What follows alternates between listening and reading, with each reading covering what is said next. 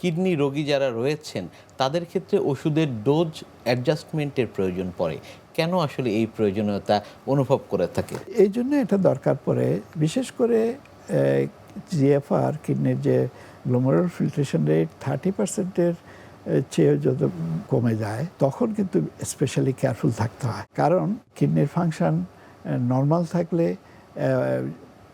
অনেকগুলো ওষুধ আছে যেগুলো আমরা সেবনের পরে সেটা কিডনির মাধ্যমেই সবটুকু বের হয়। কিছু কিছু ওষুধের মেটাবলিজম লিভারে হয়, বাইলের মাধ্যমে সেটা হয়, পিত্তরস যেটা বলি আমরা। তবে কিডনির ফাংশন যদি একদম নর্মাল থাকে সেক্ষেত্রে সাধারণত ডোজ অ্যাডজাস্টমেন্ট বেশিরভাগ ওষুধের লাগে না, বাট কিছু কিছু ওষুধের আছে মনিটর করতে হয়। সেগুলো নর্মাল ডোজে দেওয়ার পরে 3 দিন বা 5 দিন পরে মনিটর করে দেখতে হয় যে কোনো বিরূপ প্রতিক্রিয়া হচ্ছে কিনা। কিন্তু যাদের কিডনি ফাংশন অলরেডি কম্প্রোমাইজ, যারা জিএফআর 30% বা তার বেশি কমছে, তখন ওষুধের ডোজ অ্যাডজাস্ট করতে হয়। কীভাবে অ্যাডজাস্ট করতে হয়? জেনারেল একটা ফর্মুলা হচ্ছে, আমরা যেটা বলি সেটা হচ্ছে, হয় আপনি ডোজ ইন্টারভ্যাল বাড়িয়ে দিবেন অথবা ইন্ডিভিজুয়াল ডোজে ওষুধের পরিমাণ কমিয়ে দিবেন। যেমন উদাহরণস্বরূপ বলি, যেমন আপনি অ্যাম্পিসিলিন জাতীয় ওষুধ 500 মিলিগ্রাম করে আপনি 6 ঘন্টা পর পর, এটা হচ্ছে নর্মাল রোগীর জন্য ডোজ।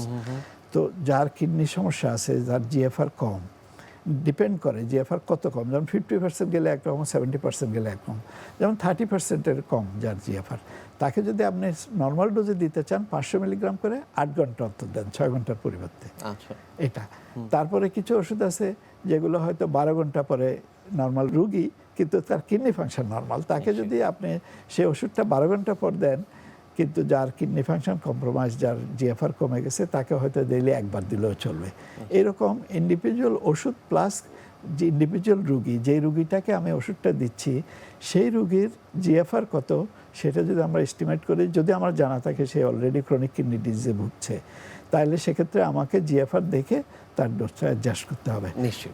হয় আমরা ওষুধের মাত্রা কমাবো, 1 গ্রামের জায়গায় হয়তো 1/2 গ্রাম করব, আর না হয় আমরা ইন্টারভ্যাল বাড়াবো। কিডনির অবস্থা দেখে সেটি নির্ধারিত হবে।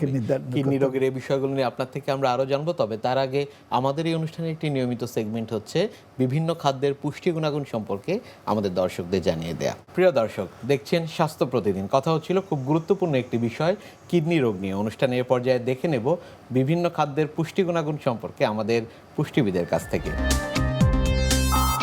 কিডনি রোগ কিন্তু একটি ভয়ানক রোগ, যেটা আমরা বলে থাকি যে সাইলেন্ট কিলার। অনেক সময় অনেকেই বুঝতে পারেন না যে তার কিডনির সমস্যা দেখা দিয়েছে। মূলত যখন রক্তে সেরাম ক্রিটিনিনের মাত্রা বেড়ে যায় তখনই আমরা ধরে নিই যে কিডনির কার্যক্ষমতা কমে এসেছে। তার মানে এখন কিডনিকে আমাদের অনেক যত্নে লালন পালন করতে হবে। যখন আমাদের রক্তে এই সেরাম ক্রিটিনিনের মাত্রা বেড়ে যায় তখন কিন্তু কিছু খাদ্য উপাদান আমাদের মেনে চলতে হয়। বিশেষ করে পটাশিয়াম, ফসফরাস, সোডিয়াম, এই 3টা নিউট্রিয়েন্টস যুক্ত খাবারগুলো কিন্তু আমাদের খাদ্য তালিকায় থেকে বাদ দিতে হবে, বা আমাদের অবশ্যই এই উপাদানগুলো কম পরিমাণে গ্রহণ করতে হবে। অনেক সময় দেখা যায় যে কিডনি রোগীদের কিন্তু বিভিন্ন স্টেজ থাকে, তবে আমরা বলতে চাই খাদ্য উপাদান কিন্তু অবশ্যই 3টা বা এই স্টেজগুলোর উপর ডিপেন্ড করবে। যদি আমরা ধরেই নিই একজন রোগীর শুরুর দিকে তার ক্রিটিনিন লেভেলটা বেড়েছে, তাহলে সেক্ষেত্রে তারা পটাশিয়ামযুক্ত খাবার, যেমন আমরা ডাল যুক্ত খাবার, বীজযুক্ত খাবার এবং শাকসবজির মধ্যে দেখা যাচ্ছে যেই শাকসবজিতে পটাশিয়ামের মাত্রা বেশি রয়েছে সেই শাকসবজিগুলো আমাদের খাদ্য তালিকা থেকে বাদ দিতে হবে। বিশেষ করে কিছু ফল, যেমন টক ফল বা আম, কলা, এগুলোতেও কিন্তু পটাশিয়ামের মাত্রা অনেক বেশি থাকে। তাই কিডনি রোগী, বিশেষ করে যাদের ক্রিটিনিনের মাত্রা বেশি, তারা আপেল, নাশপাতি এই ধরনের ফলগুলো বেশি খাওয়ার চেষ্টা করবেন। বাকি ফলগুলোকে কম খাওয়া বা খাদ্য তালিকা থেকে বাদ দিতে হবে। এরপরে দুধ বা দুধ জাতীয় খাবার দেখা যাচ্ছে পটাশিয়াম, ফসফরাসের ব্যবহার বা উপাদান বেশি থাকার কারণে এগুলো কিন্তু আমাদের শরীরে কিডনি রোগীর জন্য প্রভাব ফেলতে পারে। তাই কিডনি রোগীর জন্য দুধ বা দুধের তৈরি যে কোনো খাবার বর্জন করা উচিত। এরপরে আসি আমাদের যে কোনো খাবার, যেমন আমরা প্রসেস খাবার। অনেক সময় আমরা বাইরের বাজার বা প্যাকেটজাত যে খাদ্যগুলো আমরা নিয়ে আসি সেখানে কিন্তু অবশ্যই অতিরিক্ত লবণ বা সোডিয়ামের ব্যবহার বেশি থাকে বা ফুড অ্যাডিটিভস থাকে, যেগুলো কিডনি রোগীদের জন্য অত্যন্ত ক্ষতিকর। তাই অতিরিক্ত লবণ বা সোডিয়ামযুক্ত খাবার খাদ্য তালিকা থেকে কিডনি রোগীদের বর্জন করতে হবে। কিডনি রোগীদের জন্য সবচেয়ে বেশি ভালো যে খাবারগুলো আমরা বলে থাকি সহজে হজম হয়, যেমন আমাদের কার্বোহাইড্রেটের মধ্যে আমরা চাল, সুজি, খাবার, গমের খাবার ইত্যাদি কিন্তু আমরা রাখতে পারি। এবং সবজির মধ্যে কিন্তু লাউ, ঝিঙা, চিচিঙ্গা এই জাতীয় পানিযুক্ত যে সবজিগুলো রয়েছে সেগুলো খাদ্য তালিকায় রাখা। আর ফলের মধ্যে আমরা আপেল, নাশপাতি এগুলো কিন্তু বেশি প্রয়োজনীয়। তো কিডনি রোগীকে অবশ্যই আমরা এই ধরনের খাবারগুলোকে তার পরিমিত খাবারের মধ্যে রাখতে হবে। এরপরে আসি আমরা আমিষ গ্রহণের মাত্রা। কিডনি রোগীদের কিন্তু আমিষ গ্রহণের মাত্রা একটু ভিন্ন হয়ে থাকে তার স্টেজ অনুযায়ী। তবে প্রাথমিক দিকে আমরা যেটা বলে থাকি যে অবশ্যই প্রোটিন গ্রহণের মাত্রা দিনে 40 গ্রামের বেশি হওয়া যাবে না। এটা ক্ষেত্র বিশেষে ডক্টরের পরামর্শ নিয়ে জানতে হবে রোগীর অবস্থা বুঝে। তবে 30 থেকে 40 গ্রাম প্রোটিন মানে আমরা বুঝে থাকি যে 100 গ্রাম মাছ মাংসের মধ্যে আমরা সর্বোচ্চ 18 থেকে 22 গ্রাম পর্যন্ত প্রোটিন পেয়ে থাকি। তাহলে অবশ্যই আমাদের এই হিসাবটি মিলিয়ে নিতে হবে যে একজন রোগী প্রতিদিন তাহলে কত গ্রাম মাছ মাংস খেতে পারবে এবং সেখান থেকে সে আসলে কত গ্রাম প্রোটিন পাচ্ছে। আমরা যেমন ডিম থেকে 5 থেকে 6 গ্রাম প্রোটিন পেয়ে থাকি একটি ডিমে, তাহলে একজন কিডনি পেশেন্ট দিনে কয়টি ডিম খেতে পারবে এটি কিন্তু আপনারা বুঝতেই পারছেন।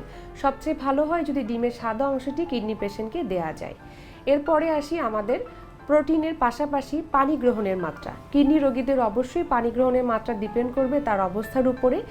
একজন চিকিৎসক অবশ্যই এটি তা নির্ধারণ করে দিবেন যে এখন এই কিডনি পেশেন্ট কতটুকু পানি গ্রহণ করে থাকবেন। এটা অবশ্যই ডক্টরের পরামর্শে আপনাদের জানতে হবে। এছাড়াও আমরা বলে থাকি কিডনি রোগীকে অবশ্যই তাকে সুষম খাবার দিতে হবে যেন তার সার্বিক অবস্থার উন্নতি করে থাকে। মূলত কিডনি পেশেন্ট যদি এই ধরনের খাদ্যাভ্যাসগুলো মেনে চলেন এবং তার যে বর্জনকৃত খাবার উপাদান রয়েছে সেগুলো যদি সে ঠিকমতো বর্জন করতে পারেন তাহলে কিন্তু তার কিডনি রোগটি সে সুন্দরভাবে ভালো রাখার চেষ্টা করতে পারে।